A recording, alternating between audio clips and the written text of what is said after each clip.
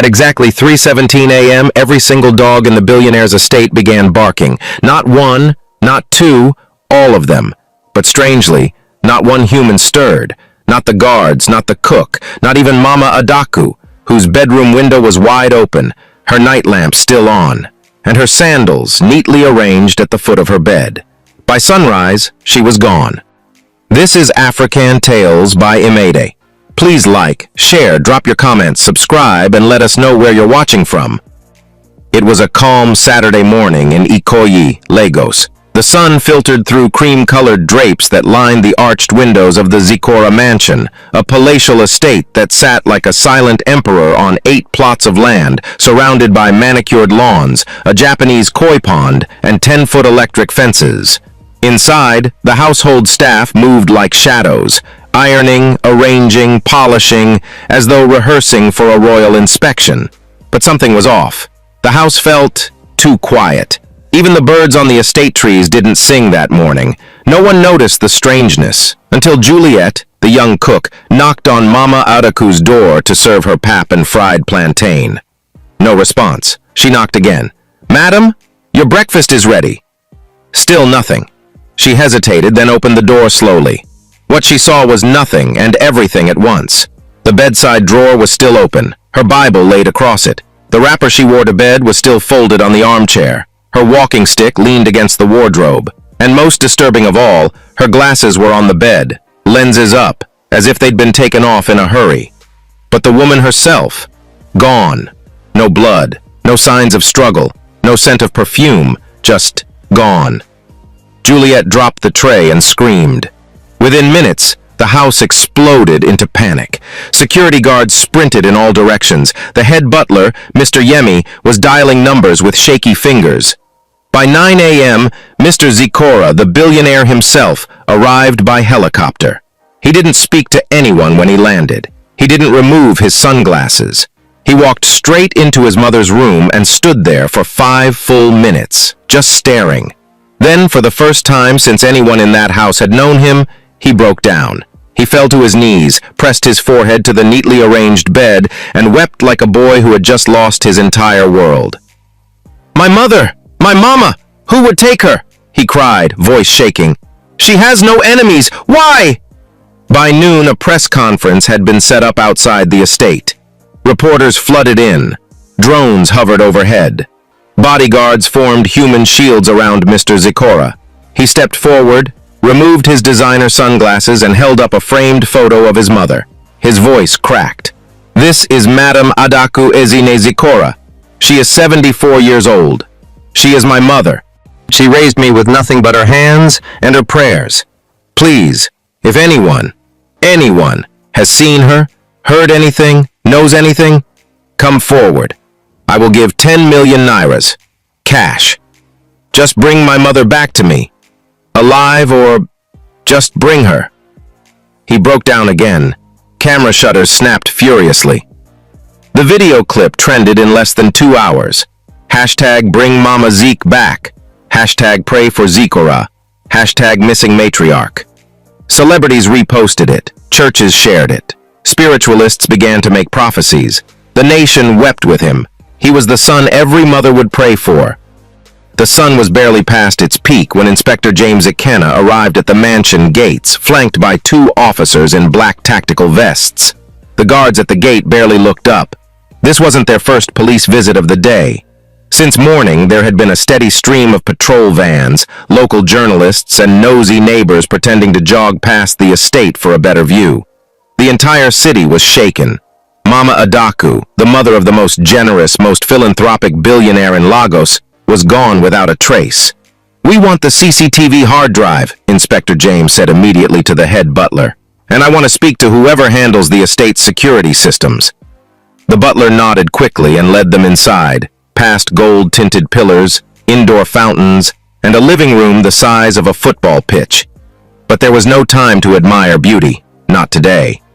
In a side room filled with monitors and blinking routers, the estate's security officer, Mr. Edwin, sat nervously at his desk.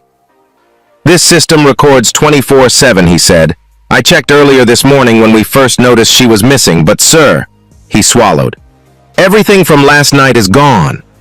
Gone? James frowned. What do you mean gone? Like wiped.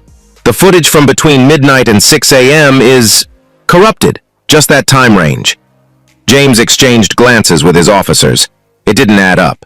Has this happened before? He asked. Never, Edwin said. We've had power outages, yes, but there's a generator backup and UPS, and all other footage is intact. It's just last night.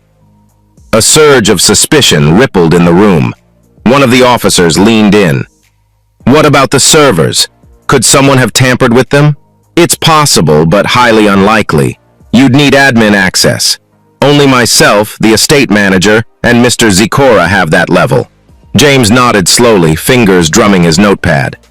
You'll surrender every device connected to this network. Phones, drives, all of it. This is now an active criminal investigation. As darkness fell, a sea of candle flames lit the front lawn of the estate. Pastors, celebrities, politicians, the press.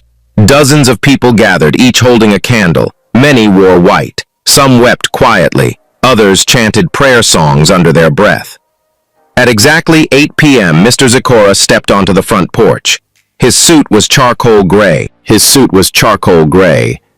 face, worn, hollow, red-eyed. He didn't say much. My mother, his voice cracked, is the reason I became who I am. If anyone knows anything, please, help me bring her back. Not just for me, but for a woman who has done nothing but help others. He raised his candle. Mama, wherever you are, I will find you. The crowd echoed, Amen. TV cameras zoomed in. Social media lit up. That single clip of Zikora wiping his eyes with a white handkerchief was reposted over 30,000 times before midnight. By morning, theories flooded the internet. Kidnapped for ransom. Spiritual attack from enemies. She ran away from the mansion after seeing something. Family sacrifice? Quickly taken down. In a bid to silence conspiracy, Pastor Matthew released a video.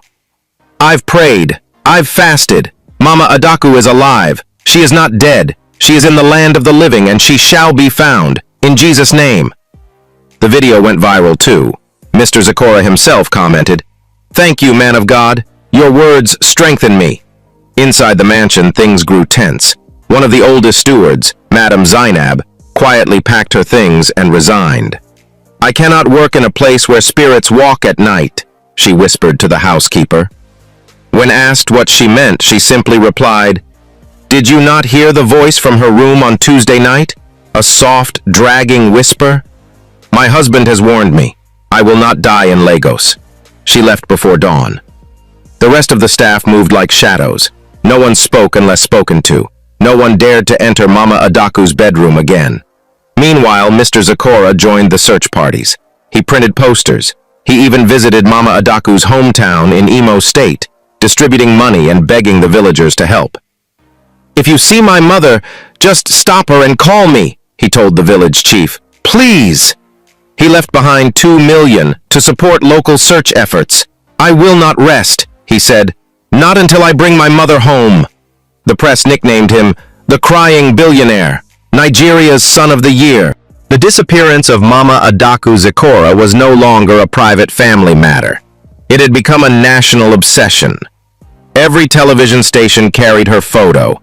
Her wrinkled smile and bright grandmotherly eyes stared from digital billboards and street poles across Lagos. Her voice, pulled from an old interview, played on loop on radio jingles. Every child deserves love. That's all I tried to give my son. Just love. The emotional pull was undeniable.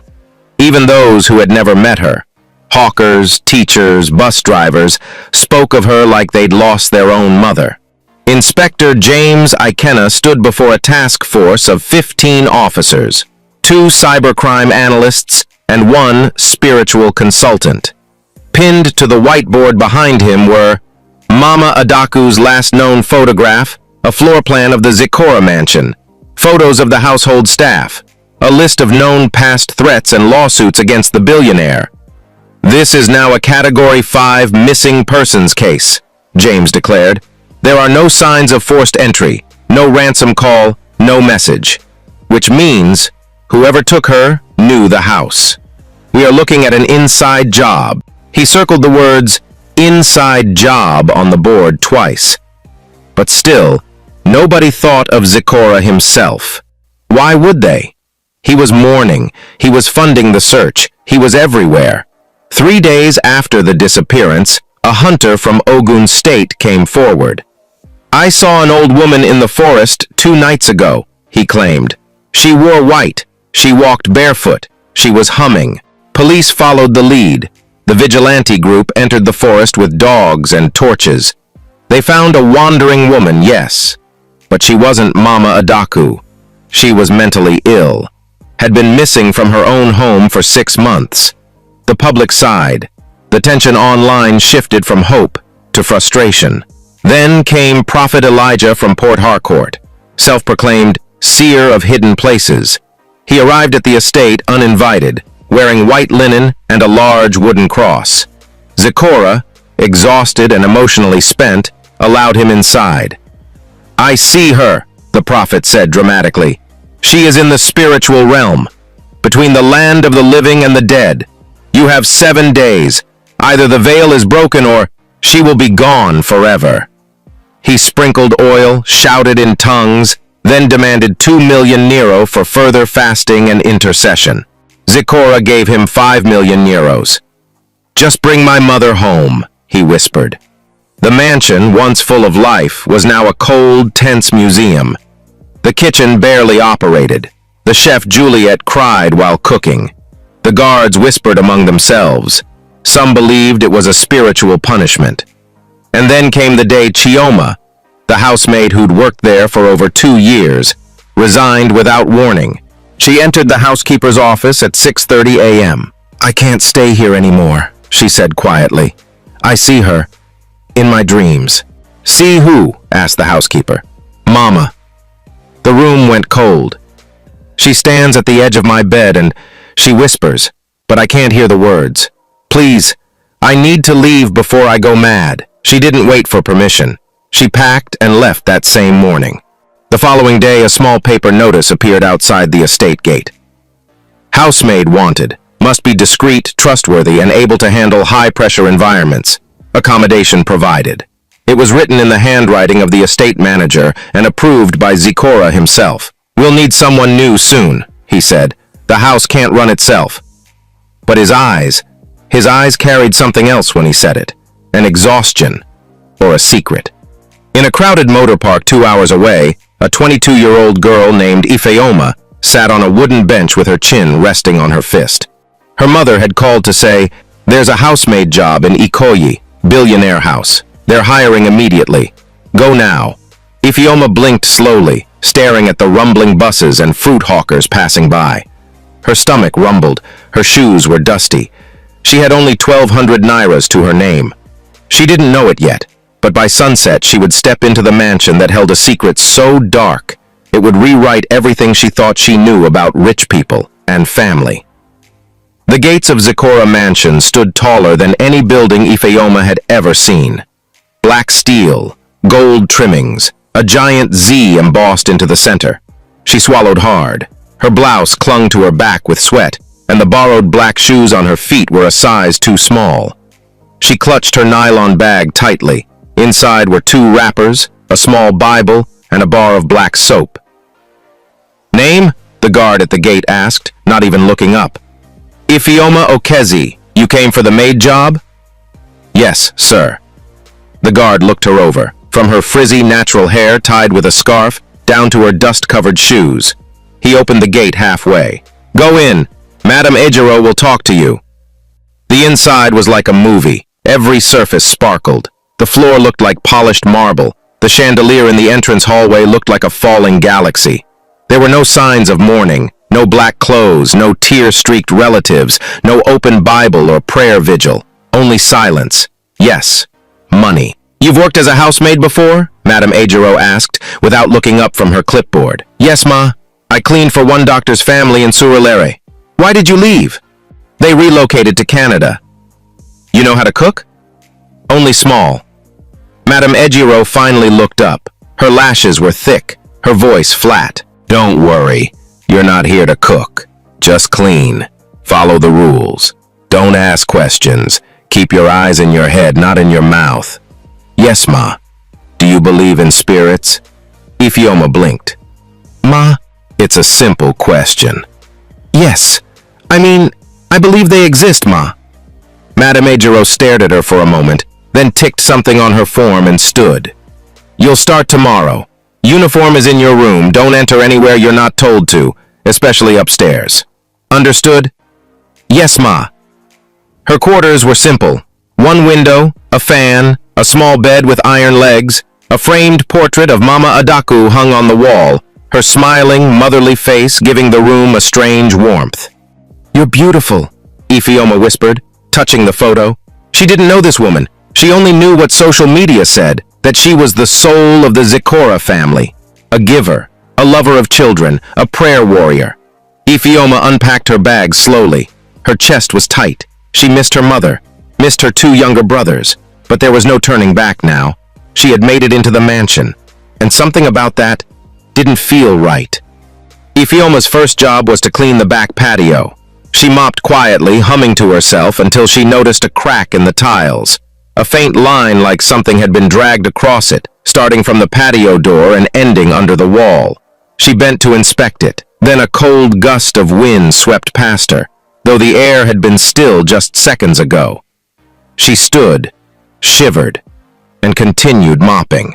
She ate her food in the staff kitchen, beans and yam. There were 4 other workers, the driver, the cook, Juliet, the gardener, and the laundryman. They barely spoke, but when Juliet excused herself to get water, the laundryman leaned toward Ifeoma. Did Madame Ejiro tell you the main rule? She said not to go upstairs. Good, then don't. Why? He chewed slowly, then said, Someone went there last month. She didn't last a week.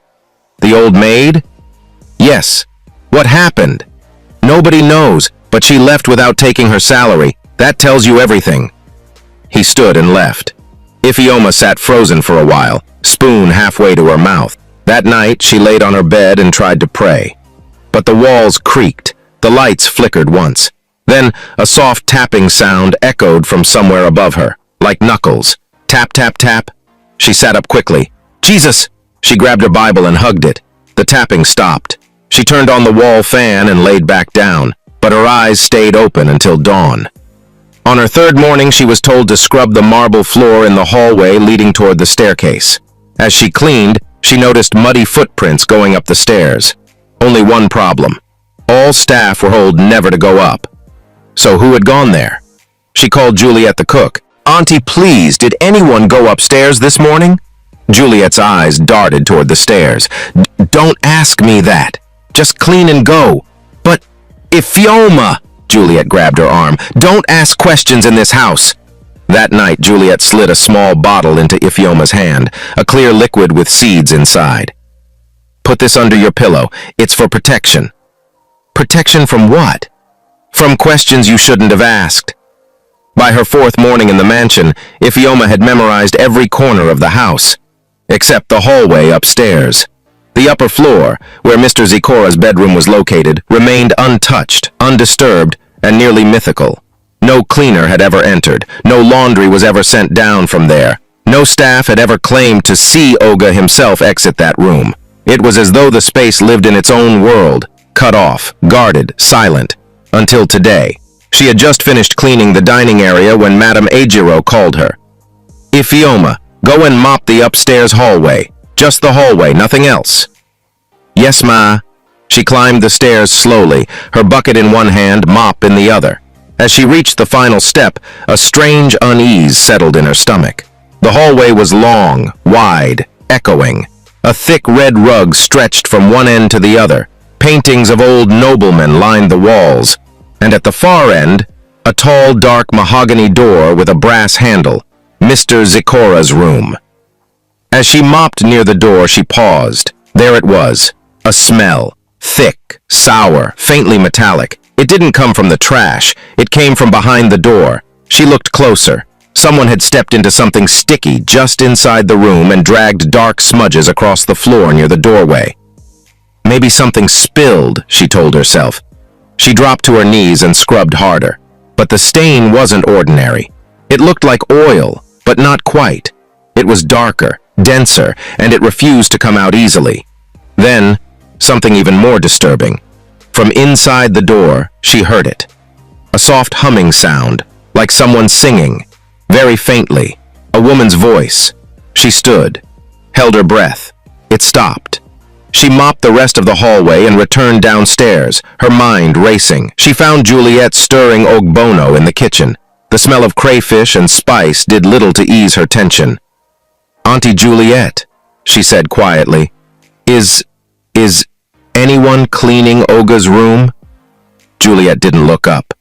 "No one cleans that room." "But I saw something on the floor, like a dark stain." "You heard what I said. And there was a smell, like something rotten. I think something spilled." Juliet slammed the spoon into the pot. "Iphioma." The girl froze. "Yet don't ask questions in this house. Didn't I tell you already?" "But I'm telling you now for the last time. That room is not your business. That smell is not your business. The only thing that is your business is what they tell you to clean. Do you understand?" Iphioma nodded slowly. But inside her, a stubborn thought had begun to bloom. Something is wrong upstairs. I can feel it. That evening, she lay in bed staring at the ceiling fan, her sheets clutched around her. She couldn't sleep. She couldn't stop thinking about that door, that humming, that stain, that smell. What kind of man lets his own room rot like that? She got up, sat on the bed, picked up her Bible, then put it down again. "I'll just peek in," she whispered to herself. "If there's something bad in there, I need to know." The next morning, fate made the decision for her. It rained heavily. Most of the staff were inside the laundry room, drying wet clothes and replacing bed sheets. Zikora had not been seen in 2 days. Juliet claimed he was resting upstairs.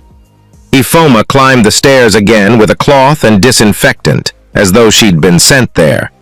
When she reached the door, she paused. The smell was stronger. Something had dried just under the crack, thick and reddish-brown. She knocked softly. No response. "Olga?" Silence. She gripped the brass handle. It turned. The door creaked open. And there it was. Mr. Zikora's bedroom. Spacious, elegant, dark. Curtains drawn. Candles burned low on the dresser. A giant bed sat in the middle, draped in white sheets, but no one was inside. No movement, no sound, only the low, heavy scent of incense and something beneath it. She stepped inside, trembling. The air felt different in this room, heavy, watching. She walked slowly to the rug and wiped the strange stain by the doorway, then dusted the vanity. Everything else looked normal, until she got to the bed. There was something off about it, the way the sheets were tucked, the way one side hung lower than the other. She dropped to her knees, not to snoop, just to mop. And as her hand reached under the bed with her cloth, she felt something. A wooden base, round, hollow, like a bowl. She froze. Her throat tightened, her hand retracted. She peeked underneath, but the curtains from the bed fell too low.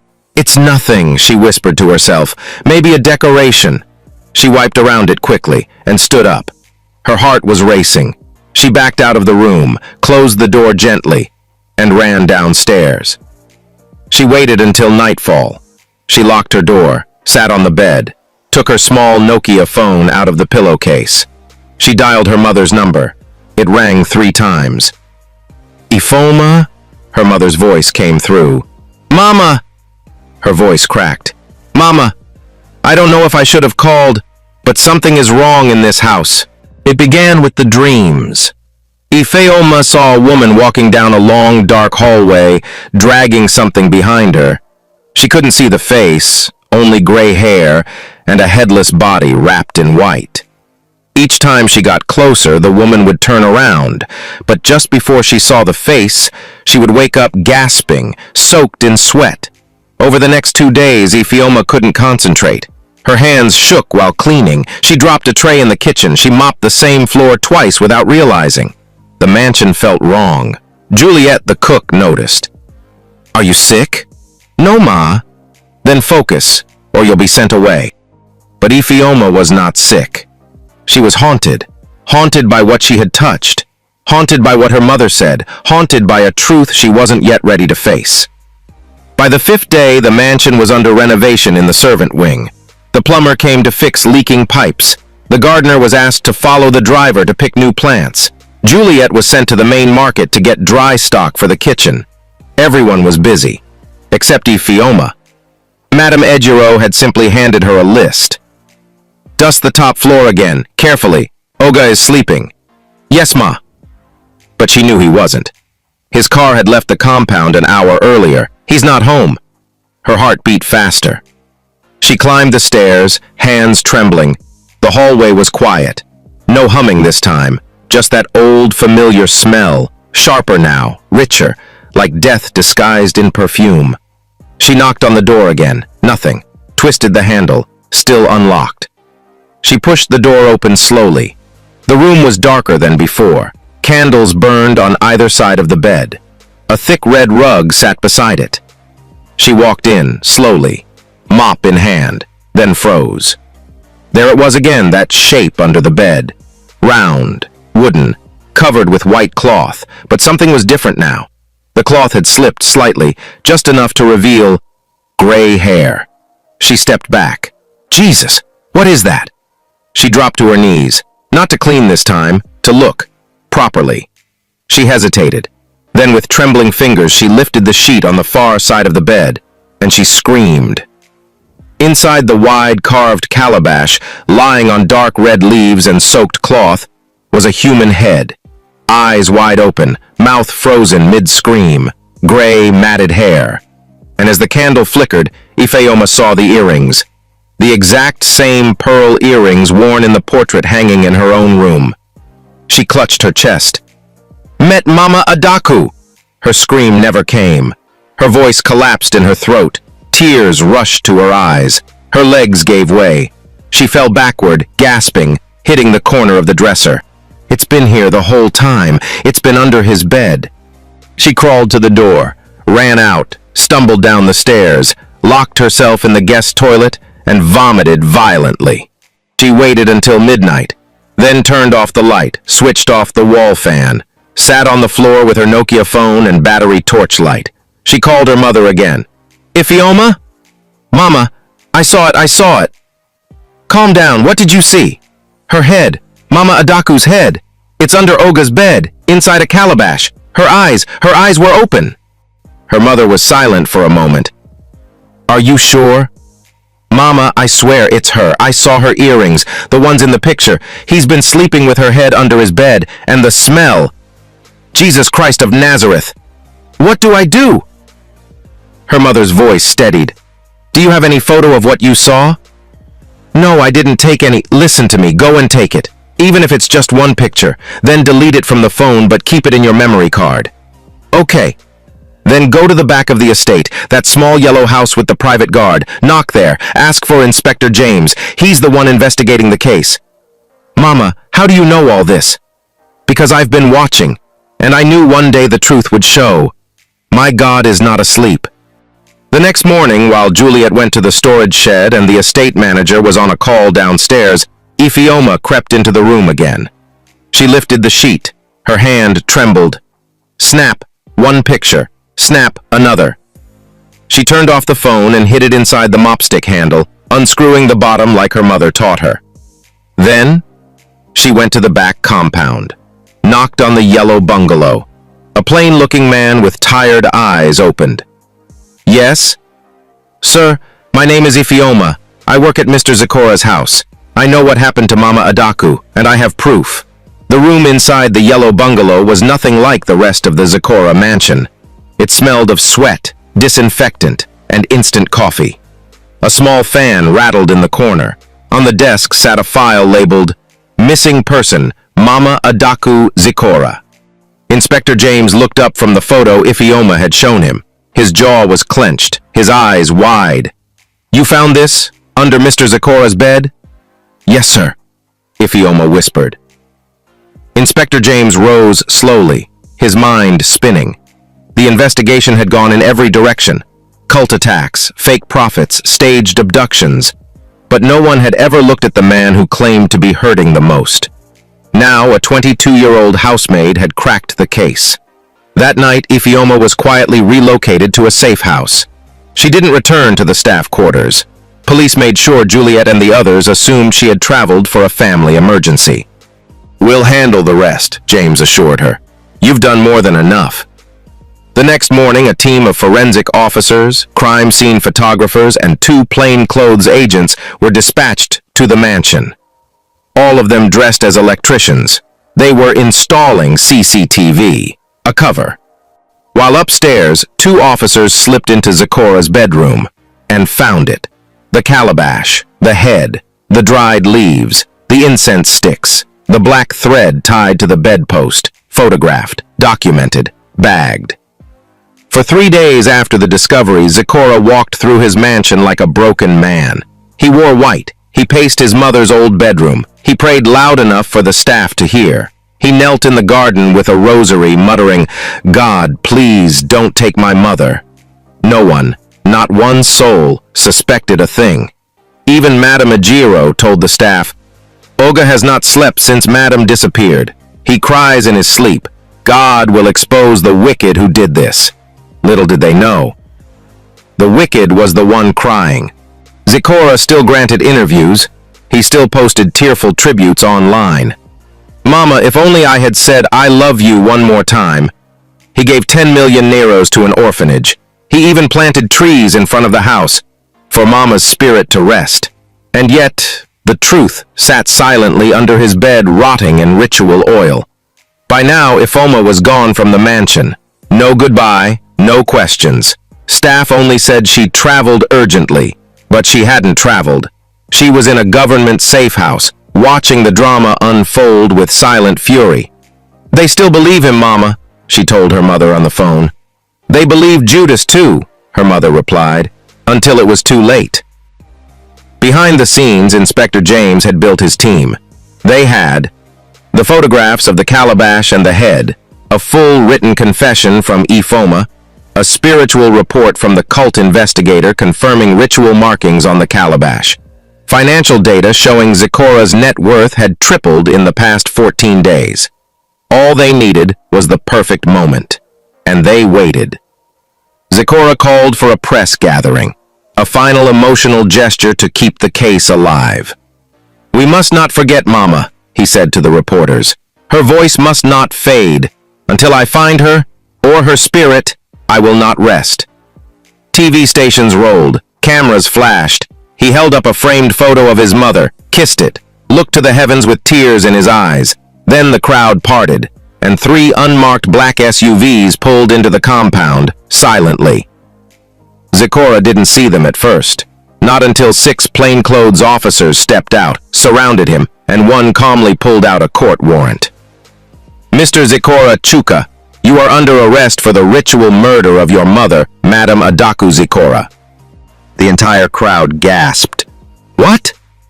Ritual? No, it's a lie." Zikora's hands shook. He dropped the frame. "No, no, no, no, no. This is a mistake. I loved my mother. This is political. I'm being set up." The officers didn't respond. They handcuffed him quietly while reporters screamed questions. "Is this real? Who found out? Where's the body?" As Zikora was led to the SUV, he screamed again. "If anyone here truly knew me, you'd know I'd never do this. I loved her," a journalist shouted back. "Then why is her head under your bed?" The silence that followed was deafening.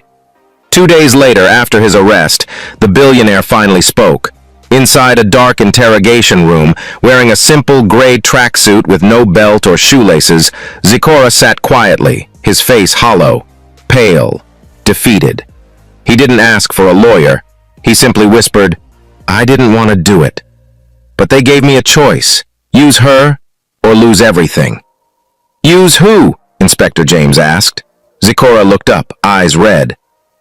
"My mother." 9 years ago, Zikora had joined a private brotherhood for elite businessmen. They promised eternal relevance, untouchable power, and never-ending fortune. The only price? A blood vow. Every 4 years, he had to sacrifice someone related to him, not just by blood, but by bond.